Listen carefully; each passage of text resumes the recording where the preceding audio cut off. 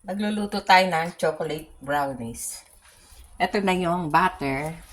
Sunod natin yung asukal. Lulusawin muna natin. Lusaw na yung asukal sa butter. Lagay natin yung chocolate chips. Sunod natin yung cocoa powder.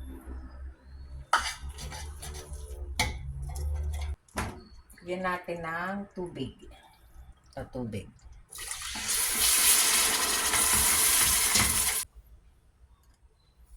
Lagay natin yung itlog. Konti-konti lang.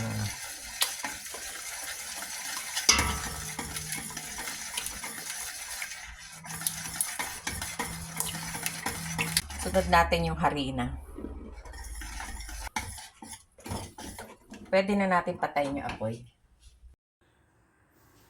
Ayan, nahalo na ng mabuti. Sasalin na natin sa tray. Ito na ito.